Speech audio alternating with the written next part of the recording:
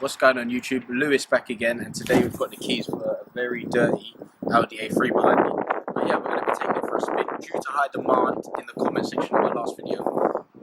This is what's got to be done, it looks like. But yeah, thanks for all the support on that video. I think we're on 35k views now at the time of this video.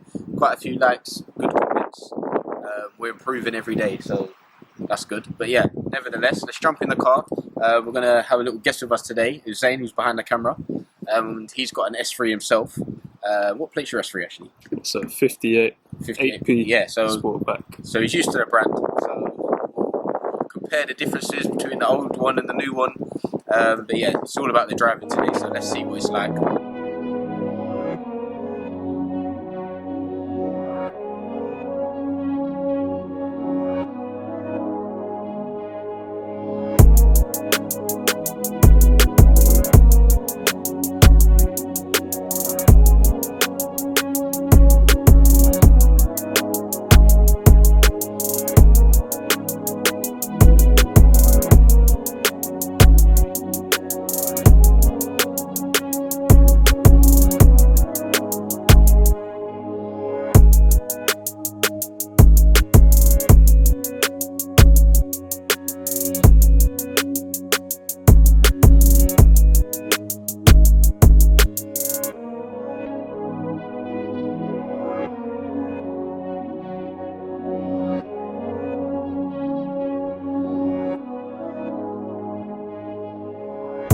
Right people, so we are now in the A3 35 TDI Edition 1 in Mythos Black. Not that the black affects how this car drives, but nevertheless, we are now on the GoPro, so yeah, let me know in the comments what you think of the filming.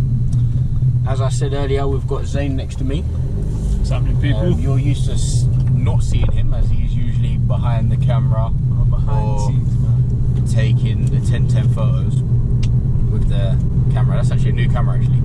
So yeah, new content coming. Let me actually shut the sunroof. 90D, EOS 90D. That's the one. Nerd talk. But yeah, let's shut the sunroof so we can actually hear ourselves. But yeah, in the A3 now, and I just wanted to give a quick overview how the car drives. No fancy technical terms here, just literally how the car drives, what it's like to live with. I've now done 1,600 miles in it in about 5 weeks, so covered quite a bit of distance. And then we've got Zane here, who's a bit more tech savvy, so he will actually be going into a bit more detail on how everything works, because I haven't got a clue. I just literally drive the car and I'll let you know how it feels. So yeah, first things first, I'd like to mention the engine. I mean, that is what powers the car after all. Left or right here, Zane? Yeah, so that is what powers the car after all. So as I said, we've got the 35 TDI, and that's Audi's fancy way of badging the car. It simply means it's a 2-litre diesel with 150 PS. I mean, I have had in previous A3s, the 35 TFSI, which is a 1.5 litre petrol, and they literally feel like completely different engines. To be honest, after having this, I know with all the diesel scandal and whatnot, I don't think I'd have the 35 TFSI because it's got more torque, it's better on fuel, and yeah, it just feels quicker. So unless I was going through the S3 or something like which what Zane has, then obviously you have to go petrol. I mean, you've got no other choice. But yeah, I mean, what do you think of the engine? I mean, personally, I've not driven this. As a passenger, what would you say? As a passenger, I actually think it's quite responsive, to be honest with you. I mean, me sitting in the passenger seat, I can feel that torque delivery. Yeah, I mean, now I'll put my foot down now in comfort. I can definitely, it picks up, it does pick up. And for being what it is, I mean, it's quite an instant torque delivery behind it. It's very responsive, and that's just my opinion coming from a passenger side. Like I was saying, I haven't driven the car yet, so I don't know what it's actually like with my foot behind the power. I've got a very heavy foot, I like to say. So, but yeah, no, to be honest with you, overall appearance, everything like that of this car, like I was saying before, it's nice. I like it, and especially being a new car, what it is, like I was saying, so I'm more of a classic car. So what age is your car? Is 58? Mine is a 58 plate, so I've got the Audi A3 8P Sportback. So what I mean about the nerd terms. So it's because the newer model is the 8P.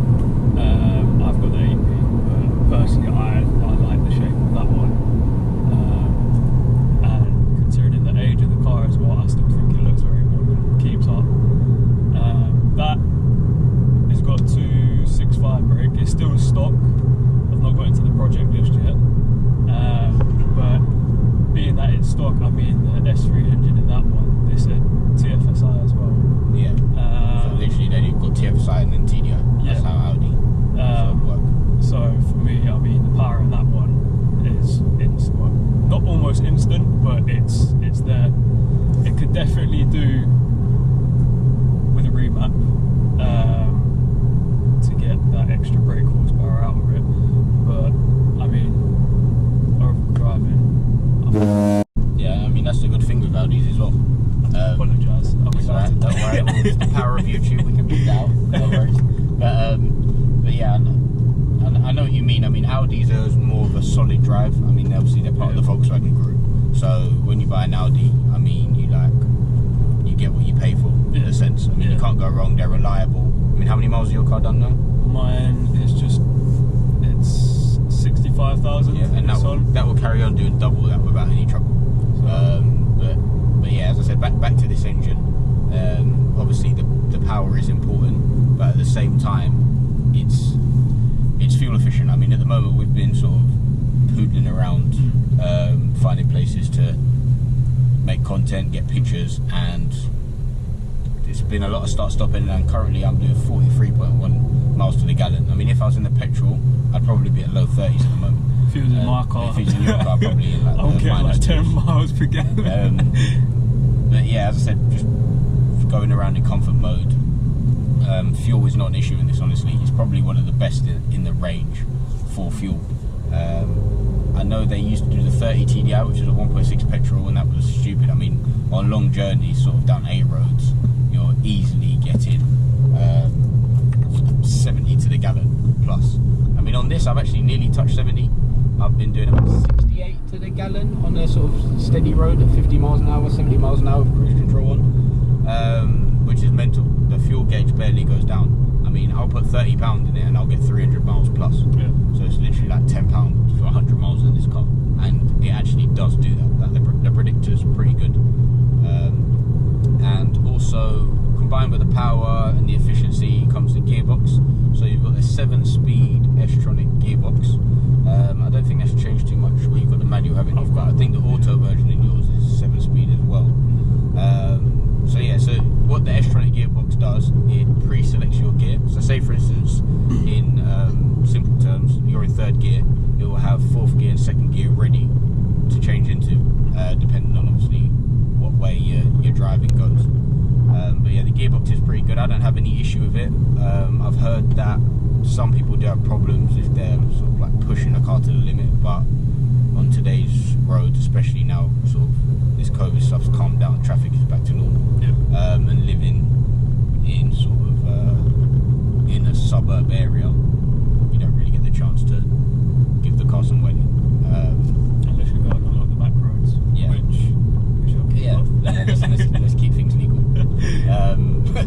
But yeah, so front wheels are powered, as I said, 150 brake horsepower engine. To be fair, you don't get a lot of wheel spin. I mean, in the wet, you do kind of have to floor it to get the wheels to spin. This is Quattro as well, isn't it? No, this is Quattro. They do Quattro versions, obviously the S3. Yeah. But yeah, it gets the power down. It doesn't really wheel spin, and I've not suffered any. I mean, to be honest, when we went to that meet the other day, the TG one, that was raining it heavy, and I mean, yeah, it was sticking traction. You have to have the traction completely off for it to start doing wheel spins. Yeah. Obviously that held it very well. I mean, no, you were gripping a lot, so. Yeah. Not that we was treating London like Silverstone, but yeah, it was holding it well. I mean, at the moment we're just on country roads now, as you probably see from the background, and yeah, just literally going along. A car, it just handles fine. I mean, if you're in the market for sort of a car that can do everything, you can't go too far wrong. I mean, you've seen the exterior videos. I'll leave the link below if you haven't. But the car looks the part, and yeah, at the end of the day, it does drive the part. I mean, the steering is spot on. When you're in comfort mode, it's nice and light, easy to go, and then you can switch it to a mode called dynamic or individual and turn the steering a bit stiffer.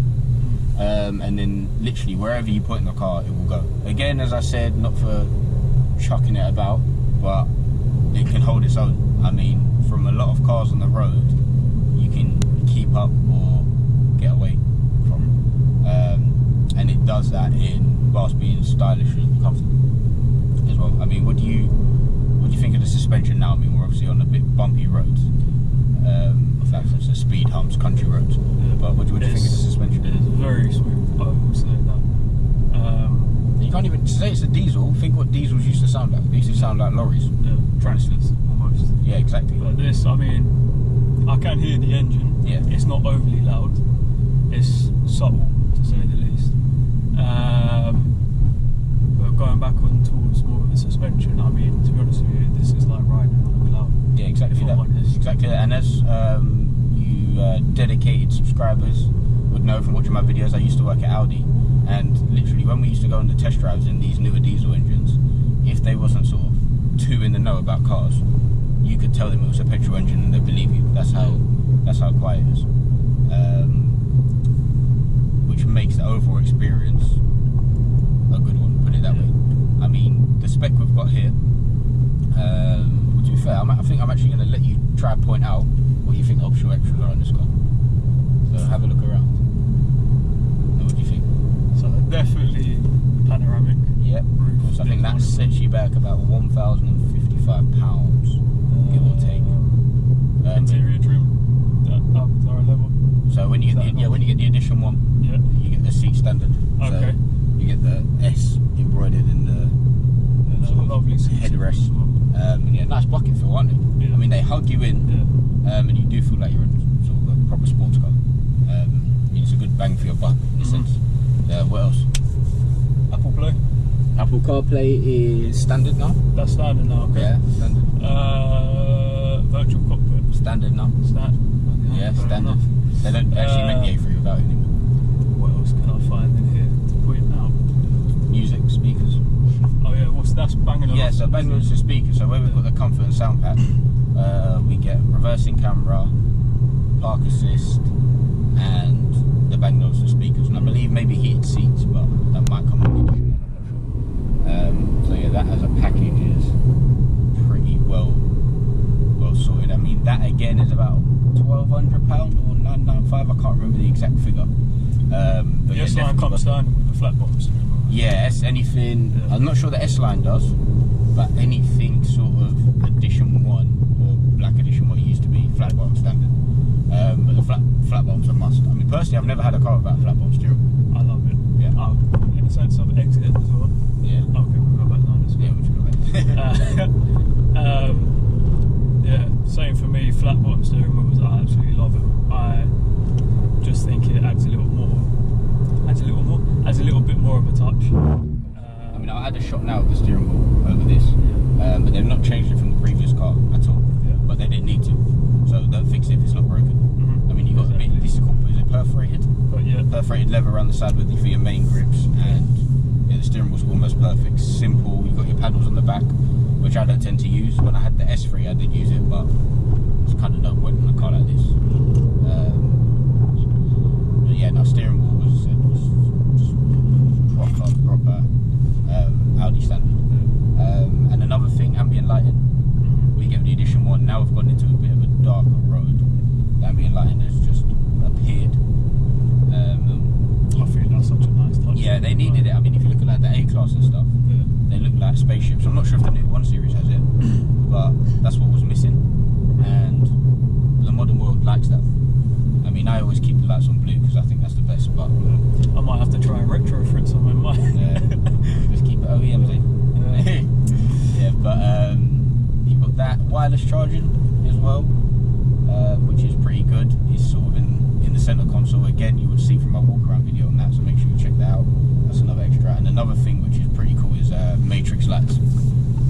So at night, what happens is you leave your full beams on sort of auto, and then if a car's sort of coming towards you, it will mold the lights around that car, so you're not dazzling them, but you'll keep your lane lit up, or what you need to see that. Signs, so it's got loads of mini lights, and honestly, when you see it at night, it looks like some sort of, it's literally like Matrix, like it looks like some sorcery. So it will like pop up bright, literally light the road up, car comes towards you, you'll see it moving. You see it working, which is quite cool. I mean, at the start I thought it was a bit of a gimmicky feature, but after using it, and if you actually do drive down country lanes or motorways a lot at night, it works. I mean, for instance, it points a direct beam towards road signs, so you can see them clearer. That honestly it works a dream. And then by having the matrix lights, which comes standard in edition 1, you know you have the sweeping indicators at the back. You actually get it at the front as well. Okay. So if it hasn't got matrix lights, you won't have the sweeping front indicator. So it's another tip for you guys there. So keep your eye out for that. Good safety features. Yeah, good safety feature. Anything else you feel like you need to mention about the drive? Drivability. Do you know what? Just overall, being a passenger anyway, I mean, it is actually a very comfortable ride. Like, I'm happily sitting here. I'm someone who can't sit on my phone whilst being driven, kind of thing. Yeah, makes you heavy. I don't like that personally, but I mean, I was checking something on my phone just before we started filming, and I was alright, to be honest with you. Smoothness of the ride, everything like that, and just overall 10 out of 10 for me. Yeah, and I mean, so I will give it that. I know that's a very high score. But honest for its class, you can't really get for its class, I mean, it is 10 out of 10. I mean, I know the channel may seem biased, hence why there's so many Audis, but the reason that is because that's what I have access to because of where I've been and what I do, etc. But I've driven the A-Class personally, which is a lovely car, don't get me wrong, and I think probably my next car might be a Mercedes. But this just feels a lot more solid and well built than the Mercedes. And the new Golf obviously has come out. I assume that will drive pretty similar. But you know what they say, like Volkswagen is sort of the tracksuit, and then Audi is like the suit, in a sense. But no, it would be interesting to compare them. So anyone who's got the new Marquet Golf or whatnot in a 2-litre diesel or petrol or whatnot, make sure you drop me a message or leave a comment, and we can actually do a comparison video. That would be quite cool. But yeah, overall score for me, sorry. So I don't want to give it a 10 out of 10, but literally like 8 or 9 out of 10, because it does the job and it does the job well. So you can't really ask for more than that. Size-wise as well, it's quite very spacious. Yeah, it's very spacious, but it seems smaller than the old one. But I just think they've been a bit more efficient with the space. It was the same with what they've done with the Q3. Like the car was like the same size, but they just made the space inside better and more usable, in a sense, which is quite important. Boot capacity as well. Boot capacity is good. I mean, it's just like it's only give or take a few litres from the rest of this class and whatnot. Even if it's previous video, you've got in the boot, so exactly enough if you're planning on kidnapping anyone anytime soon. Yeah, that's perfectly fine. Hopefully not. But yeah, so that's been me. I think we're going to leave it there. Let me know what you guys think of this video. As I said, it's been filmed on the GoPro this time rather than the normal camera. But yeah, let me know what you think. Leave a comment if you want to see more on the A3, you want me to focus on anything else. As I said, I just try to keep my reviews I try to keep my reviews as real as possible, and just let you know what it's actually like to drive the car. I mean, I can appreciate that other reviews out there are quite in-depth and, as I said, technical, which is good, but sometimes you just want to know what the car does in a sort of opinion of a normal person, rather than the big 10%, if that makes sense. Something that can suit everyone. And so that's not a press car and not being paid to do the job. So like, that's my honest opinion. So I hope you like the video. Don't forget to subscribe. I mean, we're nearly at 2,000 subscribers. Hopefully we get there by the end of the video. Yeah, that's been Lewis B and Zane. As I said, I'll leave his description, his Instagram down below at z.097. Make sure you follow me at Lewis__LB, and obviously my new business venture at supply.drive, where we are sort of car sourcing specialists over there. So if you're in the market for one of these or something similar, let us know. But yeah, that's been it from me. So enjoy whatever it was you was doing before you clicked on this video.